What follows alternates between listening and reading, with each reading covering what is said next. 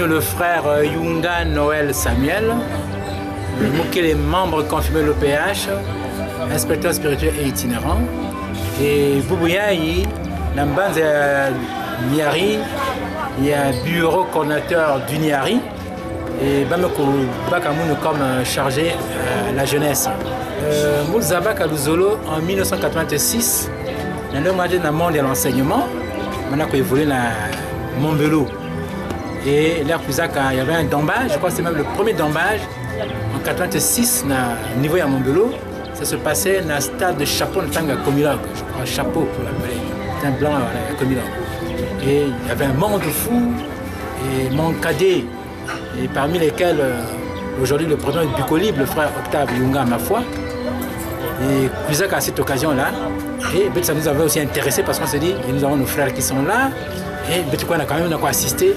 Et nous avons assisté que et nous avons découvert qu'il y a un membre qui Kitoko, et je me suis fait aussi inscrire en Kati, il y a Asson Zolo Amour PH. Il y a un canabeto, on appelle ça canabeto, à un moment il y a un mongo à loup. Et il avait chanté Nzimbo, Jérusalem, Thomas Yangalala. Et depuis ce qu'on a basané, 2000, et il nous a dit, dans message de la cassette, il va basané 2001, 2002, 2003, le membre est né qui couvre. Effectivement, vous pouvez passer là que il se met dans le tango, le soleil, il apparaît proche de Bazas, Ngonda, le tango, Namatuti, et il nous parle. Et Namounou, j'ai compris que cette capacité-là, il est Dieu.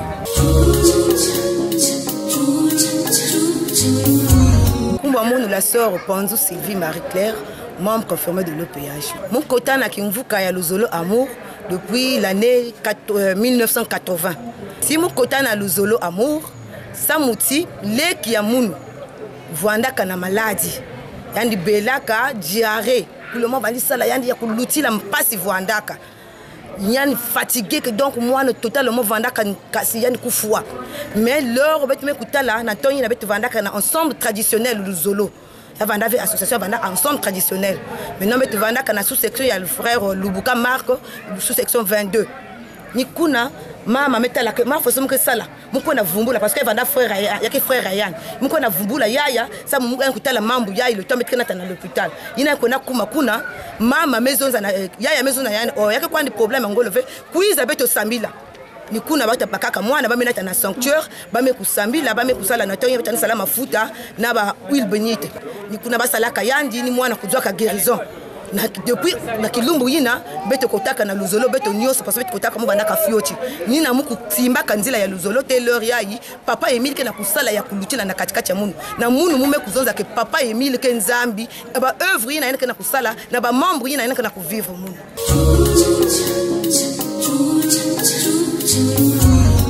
Nous la songo mal sangue Gisade Chanel, membre confirmé de l'OPH. Mon quota kana association Luzolo Amour depuis 1989. Nous avons dit que parce que nous avons fioti et en 1991 que mon quota kana Luzolo officiel. Butu kana famille na que compliqué. Papa ya nous vanda kanganga ya nene. Et na inzo ya beto personne nous vani sambila donc tout monde se vivre cela quoi na kusambila mais quand nous vani vanda fio tu vani s'opposer à la question de savoir qui m'a créé mais moi vani kwenda kana église à mission ni moi vani doit avec vous voilà pourquoi je me demandais qui m'a créé et subitement que je suis rentrée dans l'association Luzolo Amour na mon Guy Émile fois c'est tu quoi boya kenzambi ya munu pourquoi parce que ba témoignage ba mambo mingi muke na kovivre na dikanda ya munu et na munu mosi ya que lui papa qui aimait le fois c'est Tukwabo qui fait ça donc na munu papa qui aimait le fois c'est Tukwabo avant même que Boubouya il était zonza que papa Emile Kenzambi mais depuis pour moi na ya munu muku zonza que papa Emile Kenzambi ya munu.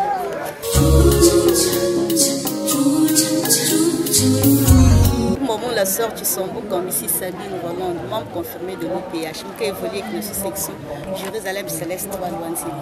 Côté dans le Zolo en 1981, très petite, parce que maman m'a dit Boutavi. Maman m'a dit Boutavi, m'a dit unique, m'a dit coin partout, par-ci, par-là, dans Bangang, même moi, c'est pas la fille qui est là-bas. Parce que personne ne babi, mais qui dit qu'il va ça comme un bistan, ma fille, ma fille, qui bien, qui me kelve. Dernière fois, je ça maintenant, dernière fois, je ça, après, papa me puisse découvrir dit la OPH. Une semaine, même pas une semaine, papa me cousin la maman, bim, et dos semble comme salien. Baka on est l'ossi, maman, bim, me dépenser mbongo, mais tâter te résultat parce que en tout cas, mon nous aurait fait bim, baka on est l'ossi, avec que queen nanzambi, moi ça va là, riba mina tout le monde. Premier ville, une première ville, moi tu vas na mon, tu vas na ça mais la première ville. Et que maman aussi me connaît l'os, bim, nous soit pas baka bim, nous mais l'ossa, bet me connaît la séance na ils ont première ville là, faut beaucoup là. Et avant là c'est une première séance à 19h. Même jusqu'à 2h, 3h. Si Saint-Esprit maison, si vous bien baquez ont zilge mampongi. Saint-Esprit que booking en trans que zonengi. Abe booking maman. Là ici à transfert tu sens bougi remis à lui. N'a tout quintonnier ba quinte zone, n'a quintonnier que boutavi. Mam voilà pour quand moi na mani mamara tramou. Et que ba me booking ya na me puisa. Ba me zo maman que boutaka vie. Mais sambil kaka l'air na l'huile, ma futa na mungwa. Sambila kaka kudia mungu akusala l'huile que bouta. Effectivement, là, je vais savoir après maman, puisque vous avez vu, le plus de petite soeur, moi, qui sont nous, Zolo, Adeline, Fleur, Espérance. Donc, depuis, quand papa, mon aussi, va trop méchant, là, moi, on va dire Sambila, le Sambila, mon était ici, dans le Zolo, peut-être quand même dans le Zolo, et que Chibou, bien, comme membre confirmé, petite soeur, mon aussi, qui est membre, maman aussi, qui est membre. Donc, bête la cacha du Zolo, bête peut-être depuis moi, on a bête qui n'a pas et que Chibou, bien, papa, et Guy, et me puisse se révéler, Tchantinzambi, là, babi, maman, bête qui n'a pas miracle, maman, moi aussi, je l'ai opération, puis comme il y a le mot Zambi, papa Emile m'a opéré, vraiment, la moune, papa Emile, à Tabazonza, il y a une kélé, Zambi.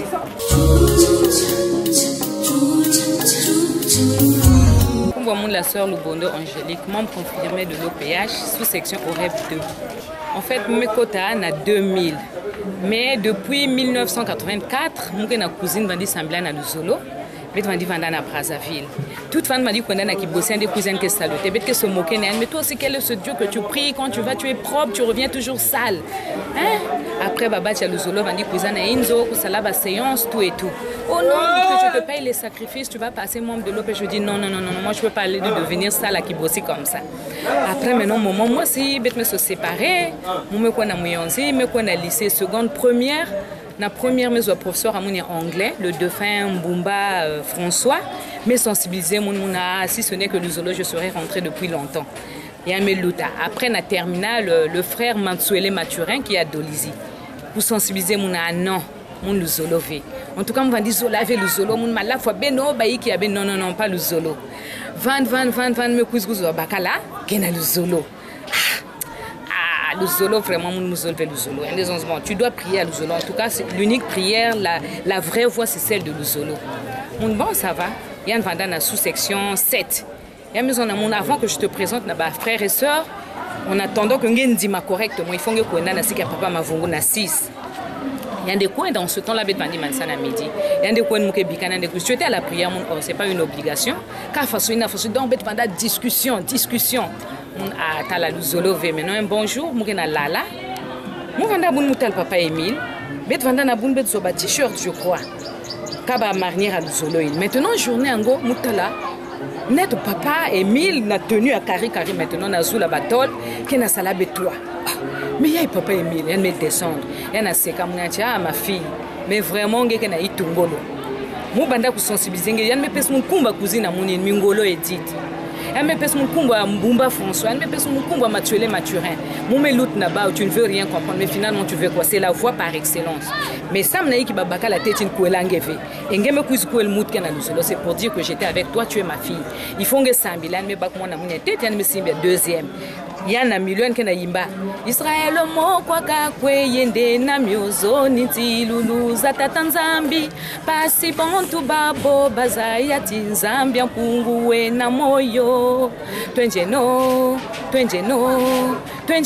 twavuluswa tangwa luvulusu ilwekiye twenjeno babo twavuluswa après maison na mula soeur il faut yimba ina kacha pongi après moment mosi na kona na sala ye yan kuiza kana bilel au retour yan vana ki funda nini ya gaya ya kukanga lela karikara na kwenda meboki bakala le frère Franck kuitala papa Emile yan tu bien maison italienne papa kena kwenda kena sala kana mundi bokti yan viré. Mais vraiment, en tout cas, c'était formidable ce jour-là. Pour tout ce que j'ai vécu et ce qu'il m'avait dit et que se réalisait. Pour moi, je me dis que Papa Emile, c'est mon Dieu. Parce que c'est un vanda benzambi, mais il a fait à ce que nous puissions le moucha du solo. Donc Papa Emile est Dieu. Mbia mula samia wa Kongo Sani Flavienne. Dans l'association du solo depuis na 94. Bon, je suis volé na Melki 6, ya papa Jakabana Simon. Bon, témoignage que na munu na pesa tete. Munu mu vana ba problème na kati ya foyer ya munu contenu ya neve ya bakala munu na munu. Ça dit ba problème ya yunzo ya ba yunzo ba tula na kati ya yunzo de maintenant ba vana zona na kubasika na vana zolve. Après de maintenant basika kuna ya nzolave. Amne kuizona betonga wafuso bina zola mukubasika kuna muna zola lebinke basika lupango famille mukuzi remplacer awa. Ma façon mezola ki munu mukubasika kuna. Amne kuiz na inzo ya vanda ba 22 heures. Amne kuital mwana munya techa bakala. Amezona mukwa mvumulu mama ange yan basika wa. Mukubasi na nganda. Après me ban ku raconter mais non. Me ban ku discuter na oncle Yand quoi. Après me supporter que veut discuter na oncle Yand. Fallait nous non façon ina c'est la façon que bien vivre faut pas que ça façon ina après un mécanisme munu que non nge sakana munu mu sacrifier nge maison non nge sacrifier munu va mu za kwelika na famille beno munu simke na ba parents munu après une vacances la yan kuenda après mu bikana maison mais non mambi avec grave mu zonza na sika ya ba parents munu mu maison mambi na sika ba papa munu kunwa malafu ya frère munu ba me vukini mambo ngo ba me ku ranger ya avant journée ngo na pipa. Maintenant, malgré mes rangées, moi, na neva, monsieur, a nous demandé mon pardon. Je me demandé à 20 rouges, je demandé mon pardon. Après, ça a ma polima, na polino, ça m'a là, ma basique nanganda. Après, quand tu as monsieur, c'est un vanda talent, j'avais mais non, malgré ma arrangé.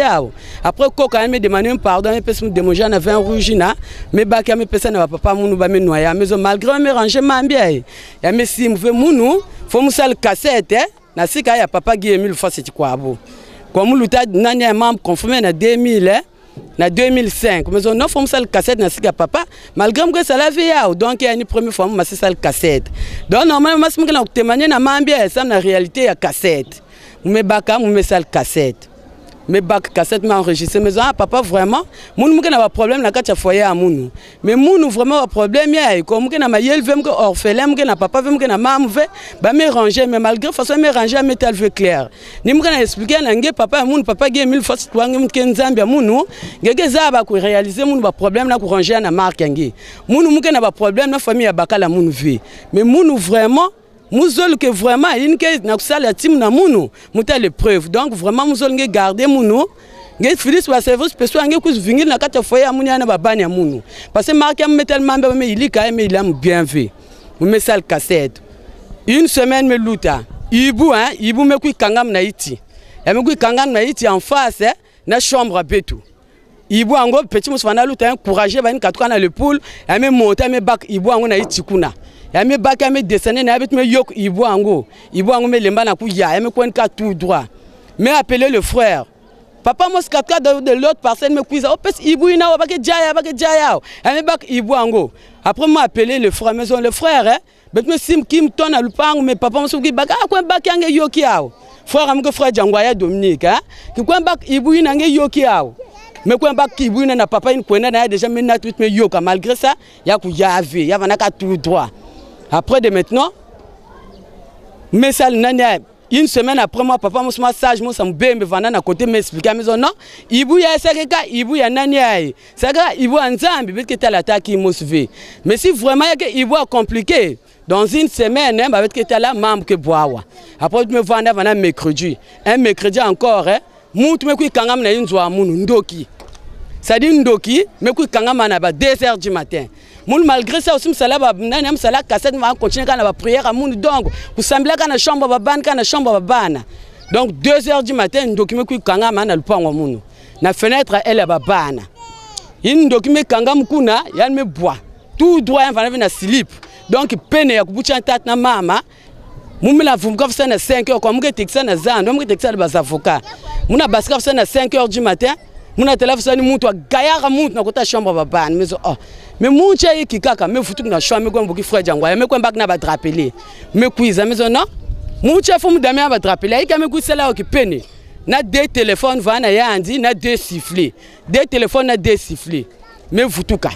Papa yango me quiz kuna na 5h na vraiment ya babantu se me fulu babantu bana lutu vanko na bisalu ya maison maintenant on se cette maison non munu lupangi na muzabu ke bana ba courager moi aussi faut mu kwa mbokili ba courager ina ngati ba quiz attaquer ndoke parce que yango vumbuka ba combien que gaillard ya que van vena betu soul me kwa na kwa mbokili ba courager muna futuka faso yayi ndoke yango me vumbuka kipene na ba siffler zole na ba téléphone zole mais iki kake ba ma se interroger andi ki kaka papa iki oh mounou, c'est normal, bien ça nous fasse yaï, mais vraiment bien big quoi mounou, parfois bien tellement courageux, ni nous me cuisa ou peut-être bien qu'il y a un problème avec la famille, ni me cuisa même fidis mouna wana, donc ni vrai ndoki. Donc côté en bois papa mouzo nangé, net place avant la boule même baban tout tatu bien 4 côté en bois ka. Ya me couper masque mouangis ku poupa. Après de maintenant, ya me fumbu kuna me bakiane, ya me talba chef de bloc. Ba chef de bloc me bakian kuna ba me natiane kwa la kisinjwanga me kwa la kisinjwayande ba me zona papa menange doni ya faso mundu ba fidisaka munu onje ba na problème be na kacha foyer ni ba me fidis munu na donc ni vrai ndoki muzo ku nwan kwako. Après de maintenant ya mezo c'est normal la serge dasuka parce que singa zola vumu kuna suka baba nu zol me ku fwange wa façon que zola zonze et que na chambre kuno sambwaka na nganda mais na chambre kuno so baba na munu zole ba kent vanda la kuna. Donc vraiment na ina sam na munu vraiment papa gemil fasi kwa boki anke nzambi mamula samba ema mukota na association l'Isola amu depuis 2004 ya vala ka vraiment baba na vani bela ka to ni le frère t'éclaire déjà dans l'association l'Isola amour et t'éclaire quand comment déjà membre depuis maintenant munu na baba na vani sambila ka ve après tu vas na tomber aussi vraiment ils ont me cuisa baba na aussi me cuisa kubela vraiment passe me cuisa kota le frère maison faut être kota association l'Isola amour maison jamais mon connait na église na parce que église l'Isola me wati ba ke texaka ka bantu ba ke sala ba sacrifice ba bantu le frère maison ve faut être quoi na besoin en tout comme que quoi ve na quartier ici ba inge tellement ah faut ba kala vraiment kota association l'Isola amour ngeza église me ko continue vraiment que l'église vraiment que texaka ba bantu ba ke dia ba bantu nge quoi nkunda faut nge quoi nkunda ah ba nge na belaka de la société l'église akakeza la kodi kunge kota mais l'église que l'église imbi vraiment ba ke ku salle prière kuna ba frère président bet que ku kuna président papa nganga que ku kuna ku salle prière vraiment le frère entre moulin côté même pas na kata inzu ke kaka nganda le frère ça mu côté pas salle prière mais jamais moulin côté vanga nganda parce que l'église me côté que l'église imbi que texte ba bana bet ku côté to ku vanda le frère de kan tal face mais ya que sim faire ba kusala ba courir parce que ça la ba sacrifice mais ba sacrifice mais ça ba sacrifice ba le frère maison ve et que via ba te ka ba sacrifice que c'est là que ba courir que son kaka la grande bête le PH ça mona singe ba qu'est-ce que kimbevo ngesala pour que ba banke kuza kunyaka si le frère mesal ba sacrifice et mesal ba courir mesal nyoso ba bana mdu tsama membre mesal nyoso après les sala ka facile en tout cas mais que tel kana kata inzo ba bana me tranquille ba banke dia na bela inzo me ko vraiment ki nge wati ki zone me ko kata inzo ba ba tso na kata kati ba bana ngene so ku suivre ça me ku suivre mais l'église même ils ont le zolo ko avec texte ba bana l'église côté ba bana me ku samna le frère le mutala facile na le mundu mais ba so me vana inzo bika mulan côté le frère kuinda le mundu me landa betin so ku sambil kuna depuis mbet bana ku sambil kuna kata en tout cas na kata association l'Isola amour ils ont me comment na kata la paix ba banke bedi avec zone me kota na munu vraiment que l'église papa Emile na munu papa Emile Kenzambi.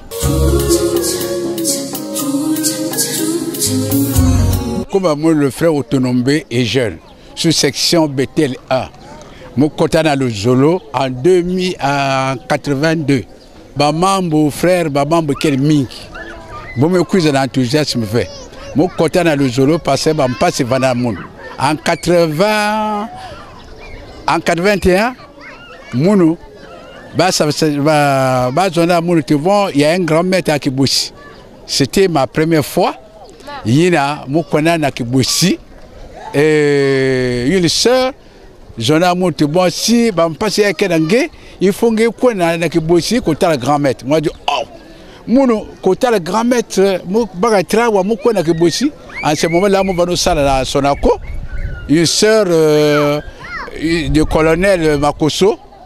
La Sonako, j'en ai monté, il faut que quoi na passer, il faut que quoi na que bossi, suma ba bougie, que quoi na kuna grand maître qui na que bossi. Moi je oh et c'est mo katuka wa mo quoi na que bossi, ça n'a pas bougie seulement. Mais ni kuna ba mpase dutilaka ni kuna mo kona na kibusi l'air mo komana kibusi mo me bagatra wa mo me koma kuna alors mo me koma na kibusi alors na terrain de pèlerinage ba mo me descendre mo me kwenda l'air mo me koma kuna mo me tala grand-mère oh grand-mère ni andi bon ya maison mon ami c'est moi ya maison na muno et deux papiers, côté partenaire et côté maternel, en 81.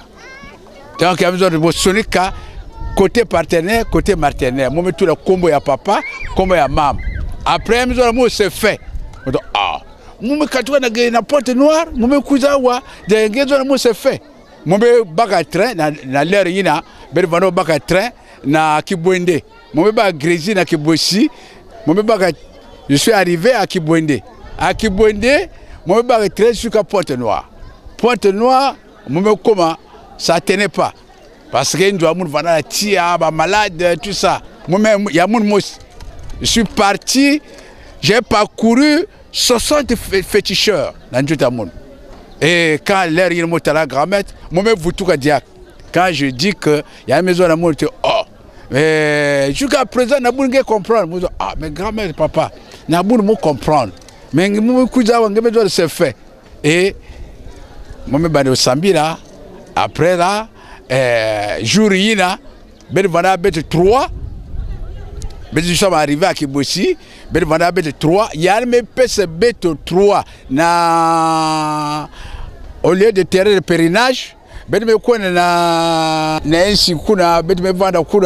Alors, il y a me présenté mon il y avait un frère Vanamounou, il y avait une sœur, Vana Yamakabana, et il y avait une sœur de Kibossi.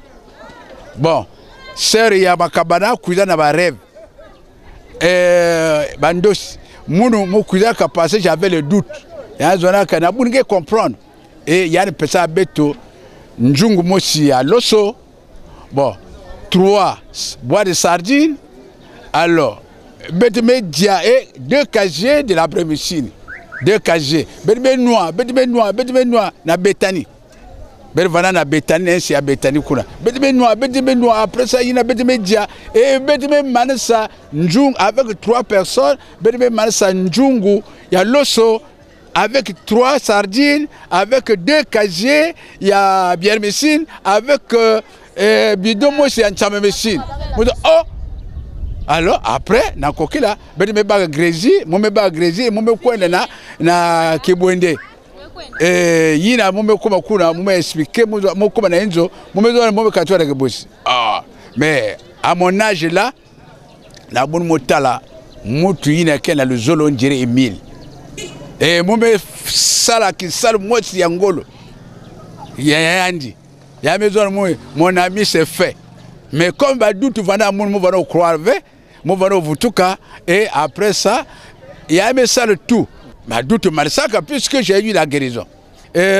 Qui m'a mouru l'homme que mine qui a mon que na lui les 1000 si va des 1000 v comme comme poussière. Qui est 1000 fois c'est quoi beau il y a quel zambe.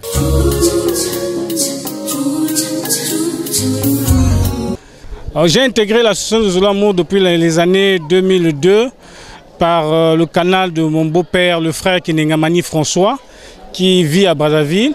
Une fois, il m'avait sensibilisé. Bon, j'ai pris cette sensibilisation-là à la légère. Après, j'ai senti que non, la dégustation elle était très bonne. Et raison pour laquelle, une fois, j'ai été visiter un malade au niveau de l'hôpital Assissé. Quand je suis arrivé, j'ai vu quelques frères de Luzolo prendre en charge une personne qui était négligée sous le lit de l'hôpital, qui n'avait plus de parents au niveau de sa famille pour l'assister. Les gens l'ont traité de sorcier et de tout. Mais moi, quand j'ai vu l'assistance, la façon que les frères et sœurs de Luzolo ont pris en charge les frais médicaux de cette sœur, et moi, ça m'avait quand même étiqué, raison pour laquelle je me suis dit, ça a été une très bonne association. Et là, quand je suis venu, on m'a essayé un peu de me prêcher, la prédication était un peu bonne. Et en ce moment-là, quand j'ai choisi la sous-section, j'ai été obligé d'intégrer dans la sous-section Sillon 2 et la section d'arrondissement Sillon. Et c'est là où je déguste la belle cuisine religieuse. La première des choses que j'ai découvert dans l'association Luzolo Amour, c'est l'amour du prochain. C'était la plus grande prédication, c'est ce que j'ai pu constater dans Luzolo, l'amour. Il n'y avait pas la discrimination des ethnies et tout. Bon, les frères étaient là dans l'ambiance, quel que soit, il y a un peu, bon, vous êtes là, c'est un peu de se partager entre vous, frères et sœurs. C'est ce qui m'a plus animé dans Luzolo. Papa Guy Émile, en tout cas, pour moi, c'est un Dieu. Je suis le frère Mayala Samuel, membre confirmé de l'OPH, secrétaire à l'organisation de la section d'arrondissement Bethesda, prédicateur. L'association Luzolo Amour, pratiquement en 86 que nous sommes là.